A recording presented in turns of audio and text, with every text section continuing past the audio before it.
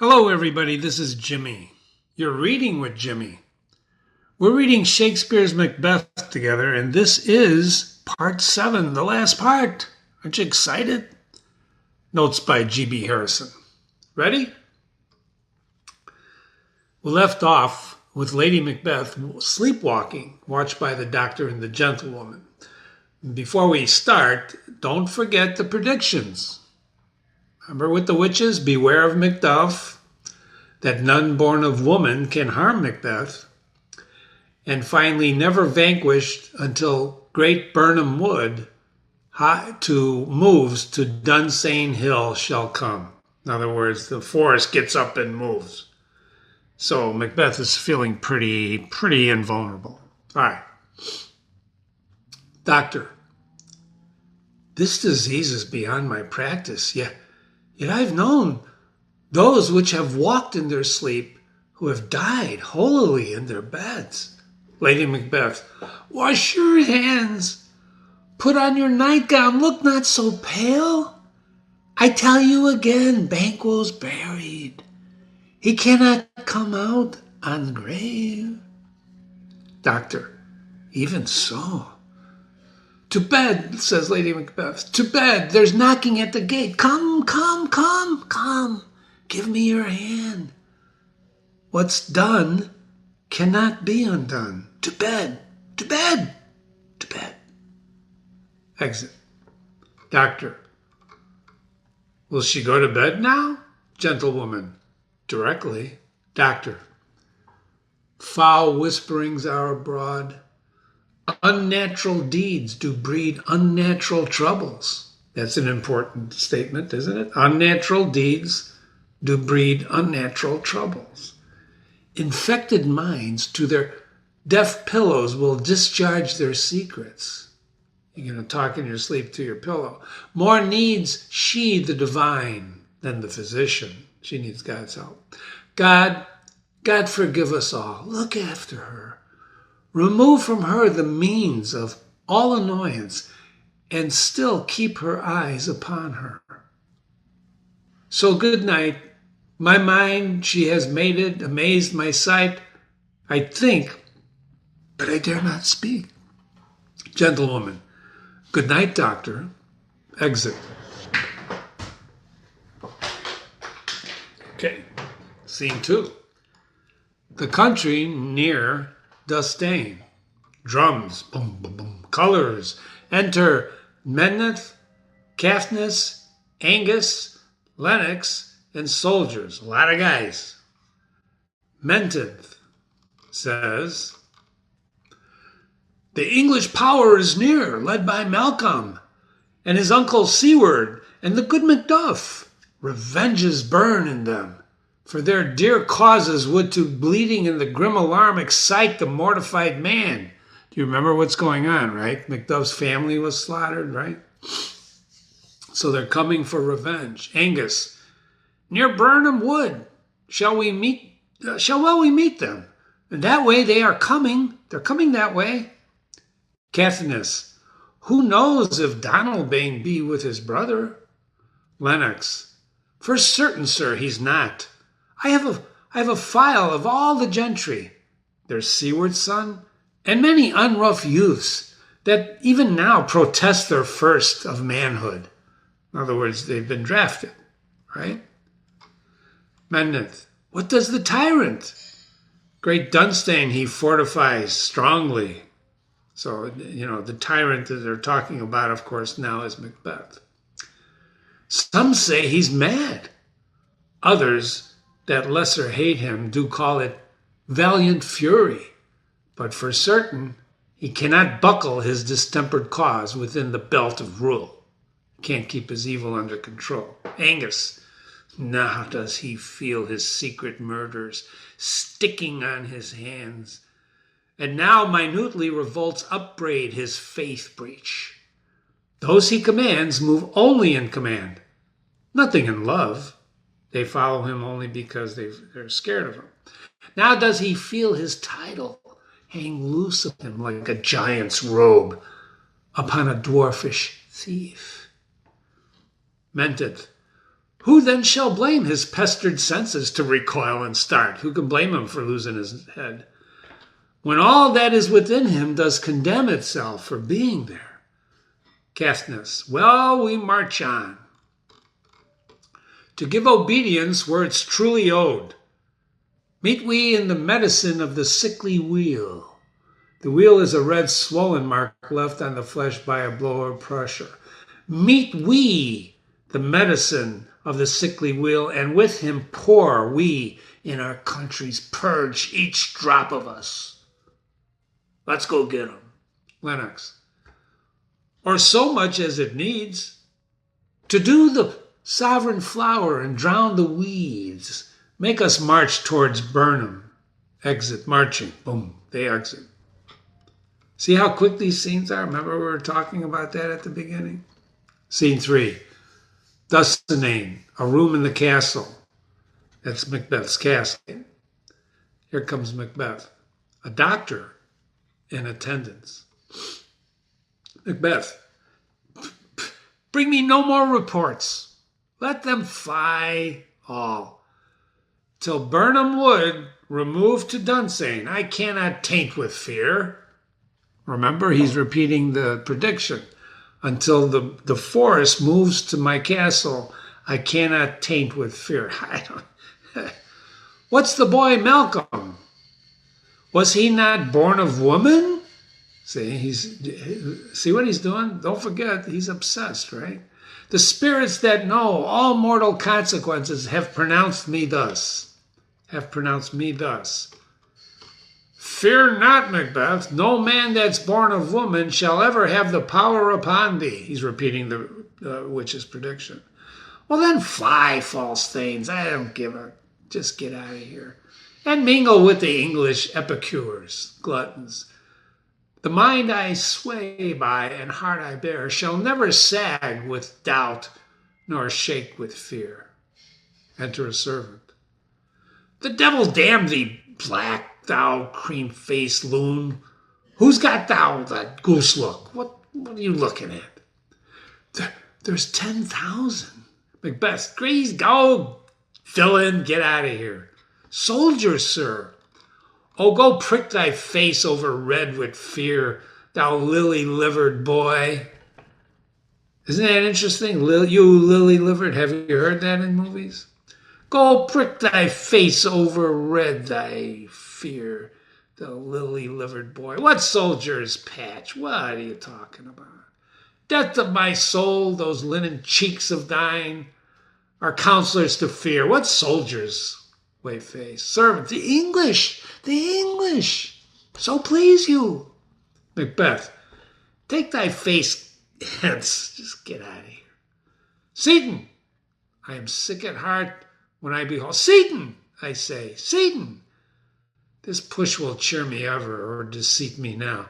I've lived long enough. My way of life is to fall in onto the sere, dry and withered, the yellow leaf. And that which should accompany old age, and honor and love and obedience, troops of friends, I must not look to have. It's not for me. But in their stead, curses, not loud but deep, mouth honor breath, which the poor soul would fain deny and dare. Seaton! Here comes Seaton. What is it, your gracious pleasure? What news? Seaton. It's all confirmed, my lord, which was reported. Well, then I'm going to fight till my bones and my flesh be hacked. Give me my armor. Seaton. It's not needed yet. I'll put it on. I don't care. Send for more horses. Scur the country round. Hang those that talk of fear. Come on, give me my armor. How does your patient, doctor? Not so sick, my lord, as she is troubled with the thick coming fancies that keep her from her rest. Macbeth, cure her of that. Canst thou now minister to a mind diseased? Come on, pluck from the memory a rooted sorrow. Raise out that written troubles of the brain. And with some sweet, oblivious antidote, come on, cleanse the bosom of that perilous stuff which weighs upon the heart, doctor. Therein the patient must minister to himself. Macbeth says, throw psychic to the dogs. I'll none of it. Come on. Give me my armor. Give me my staff. Seaton, send out, doctor. The things fly from me. Come on, dispatch. If thou couldst, doctor, cast the water of my land, find her disease, and purge it to the sound and pristine health, I would applaud thee to the very echo. That should applaud again. Put it off, I say. What rhubarb, simile, or purgative drug would scour these English hence? Come on, hearest thou of them? Aye, my good lord, your royal preparation makes us hear something. Well, bring it after me. I will not be afraid of death and bane till Burnham Forest comes to Dustane. Doctor, were I from Dustane away and clear, profit again should hardly draw me here. See the aside? Remember what we talked about with asides? That's just to us or to himself. And what's the doctor saying? Were I from Dustane away and clear, if he were away from the castle, he would profit again, should hardly draw me here. In other words, he wouldn't come here for anything, so he leaves. Scene 4. Country near Burnham Wood. Now we're in Burnham Wood, right? Colors and drums and Malcolm, Seward, young Seward, Macduff, everybody's showing up on stage. Everybody. Malcolm says, cousins, I hope the days are near at hand that Chambers will be safe. Meneth, we doubted nothing. Seward, what wood is this before us? It's called Burnham, the wood of Burnham, Meneth says. Malcolm, let every soldier here down a bough and bear it before him. Thereby shall we shadow the numbers of our host and make discovery ere in report of us. See what he's telling them? Take a branch, put it in front of you. We're going to disguise ourselves so he never knows how many of us there are. Soldiers, it shall be done.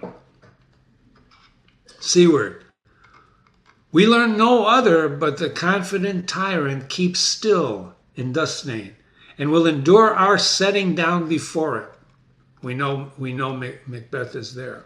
Malcolm, 'tis his main hope. From where there is advantage to be given. But more or less have him the revolt, and none serve him but constrained things whose hearts are absent too. Macduff, let our just censors attend the true event, and put we on industrious soldiership. Seward, the time approaches that will with due decision make us know what we shall say we have and what we owe. Thoughts speculative their unsure hopes relate, but certain issue strokes must arbitrate, toward which advance the war. Exit marching. Boom, boom, boom. Scene 5. Back to the castle. See, you're going up and back, up and back. Quick scenes within the castle. Enter Macbeth, Seaton, and soldiers, drums and colors. Boom, boom, boom, right? Can you imagine that on stage? Oh, just fantastic. Macbeth, hang out our banners on the outward walls. The cry is still, they come. Well, our castle's strength will laugh a siege to scorn. See, bring them on. Here, let them lie till famine and the augur eat them up, malaria. Were they not forced with those that should be ours? We might have met them dareful, beard to beard, and beat them backward home. A cry of women within. What is that noise? Seaton, it's the cry of women, my good lord. Exit. Macbeth, I have almost forgot the taste of fears. See, he's not been afraid since the predictions. The time has been that my senses would have cooled to hear a night shriek, and my fall of hair would a dismal treatise rouse and stir as life were in it, and I have supped full with horrors, but no more. Direness, familiar with my slaughterous thoughts, cannot once start me. Here comes Seaton again. What's that crying going on? Seaton, it's the queen, my lord. She's dead. Macbeth, shh. she should have died hereafter. There would have been a time for such a word. Tomorrow, and tomorrow, and tomorrow. Creeps in this petty pace from day to day, to the last syllable of recorded time, and all of our yesterdays have lighted fools the way to dusty death. Out, out, brief candle! A life is but a walking shadow, a poor player that struts and frets his hour upon the stage and then is heard no more. It is a tale told by an idiot, full of sound and fury, signifying nothing. I want to go back and reread that just briefly. This is Macbeth upon hearing that his wife is dead, talking about the shortness of life. Out, out, brief candle. Life is but a walking shadow, a poor player that struts and frets his hour upon the stage, and then is heard no more. It is a tale. Life is a tale told by an idiot, full of sound and fury, signifying nothing.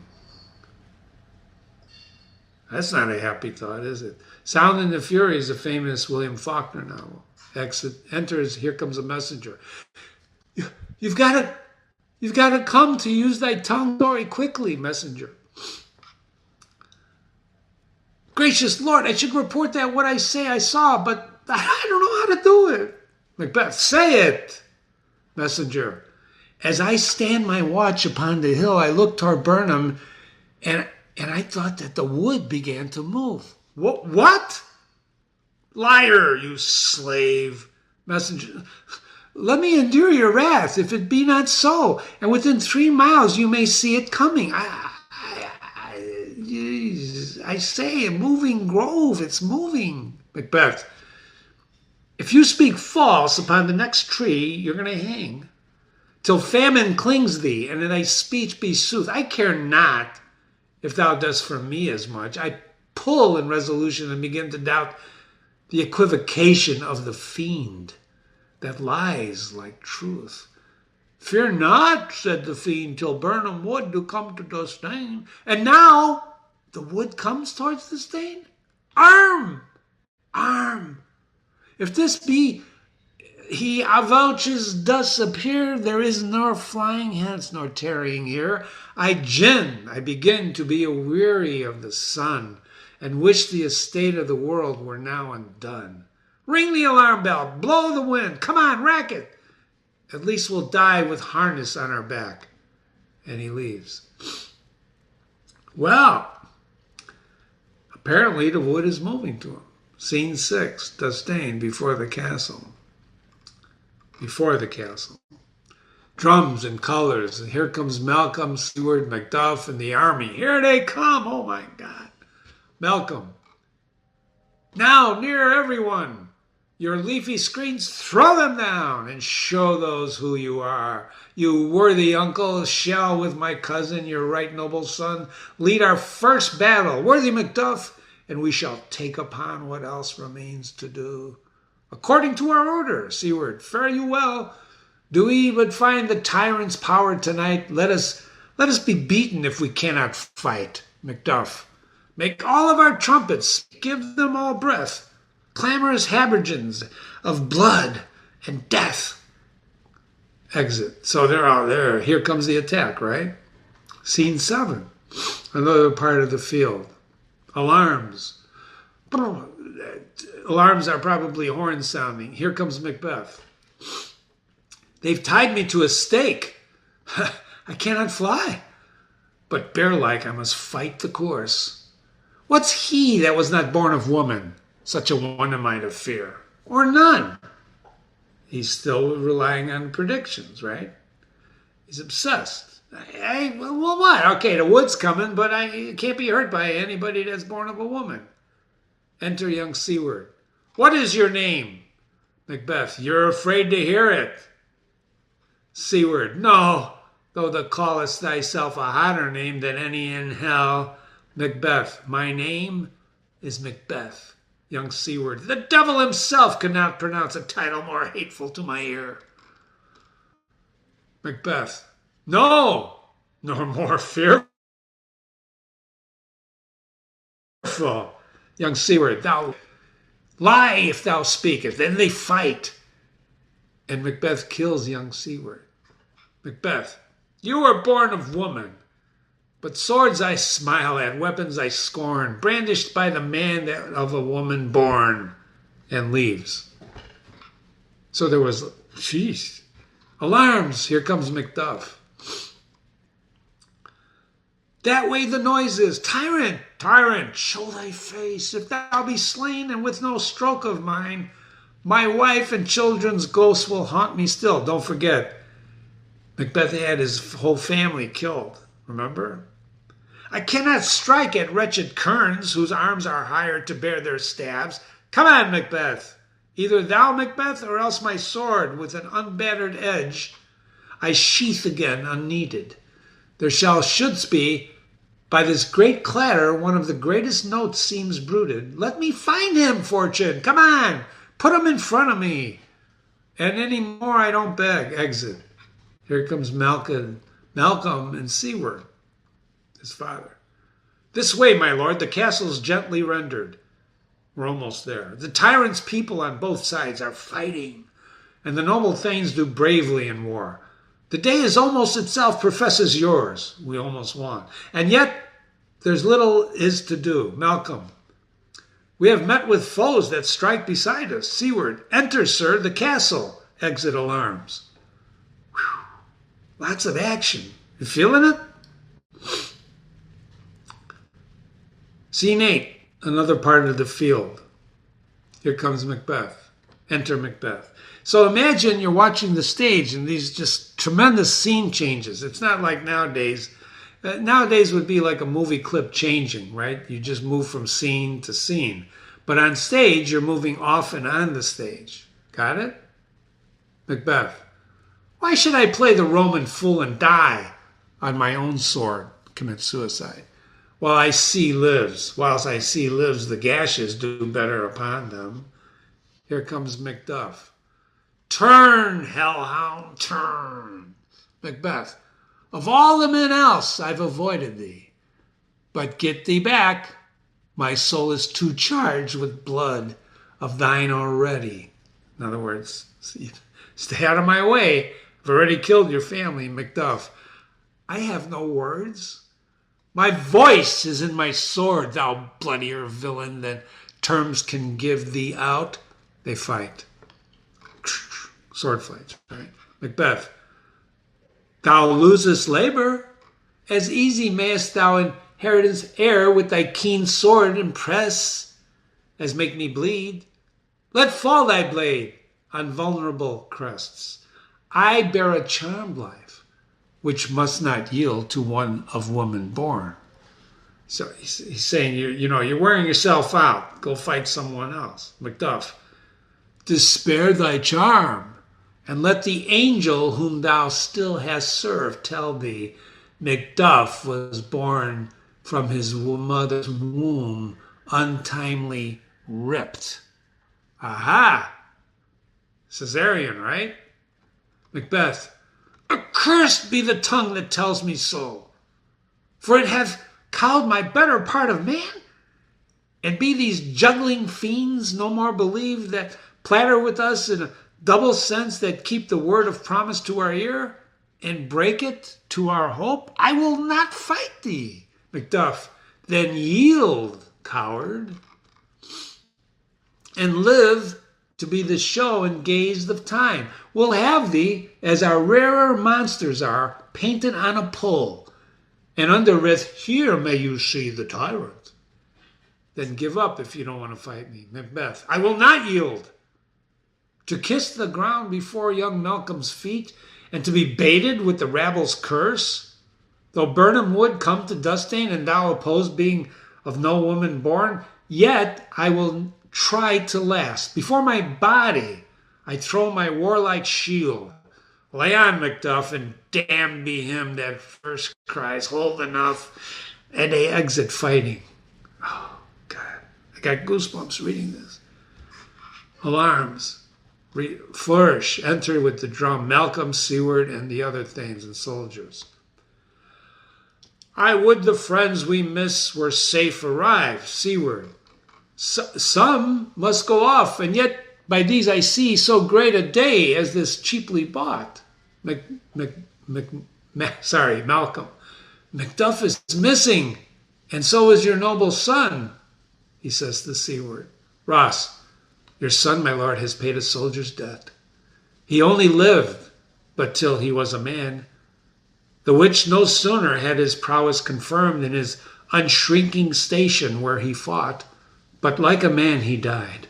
Seward, then he's dead? Ross, aye. And brought off the field, your cause of sorrow must not be measured by his worth, for then it will have no end. Seward, had he his hurts before? Ross, aye, on the front. In other words, he got killed not running away from battle, but in battle. Seward, why then God's soldier be he. Had I as many sons as I have hairs, I would not wish them to a fairer death. And so his knell is knolled. Malcolm, he's worth more sorrow, and that I'll spend for him. Seward, he's worth no more. They say be parted well, and paid his score. And so God be with him. And here comes newer comfort. Here comes Macduff with Macbeth's head. Oh, Macduff, hail, king, for so thou art. Behold, where stands the usurper's cursed head. The time is free. I see thee compassed with thy kingdom's pearl, that speak the salutation of their minds, whose voices I desire. O loud with mine, hail, King of Scotland. Oh, hail, King of Scotland. Malcolm, we shall not spend a large expanse of time before we reckon with your several loves, and make us even with you. My thanes and kinsmen henceforth be earls, the first that ever Scotland in such an honor named. What's more to do, which would be planted newly with the time, as calling home our exiled friends abroad, that fled the snares of watchful tyranny, producing forth the cruel ministers of this dead butcher and his fiend-like queen, who, as it is thought, by self and violent hands, took her own life. And what needful else that calls upon us by the grace of grace, we will perform in measure, time and place. So thanks to all, at once and to each one, whom we invite to see us crowned at Scone. A big flourish and exit. Holy mackerel. What an ending. I don't know where to begin. Well, I can tell you what you should do now is read my analysis of this marvelous play. Wasn't it good? Holy cow. I hope you read it with me and used your imagination. There's no movie director that can outgun your imagination with this. It's just, didn't the language get easier as we read together? You finish reading Macbeth with Jimmy. I want you to expand and appreciate this drama by watching the analysis, but be sure to visit and read the other classics on this website and on my YouTube channel. You can scan that QR code. It'll take you to the QR channel. And remember, if you have questions, you can comment right on these things now. We revised our website to accommodate comments right in the piece you're reading. Or you can email me. We love email. Jimmy@readingwithjimmy.com. Jimmy@readingwithjimmy.com. Got it? Thanks for coming. I hope you enjoyed it. Whew. I got to take a break. See you later.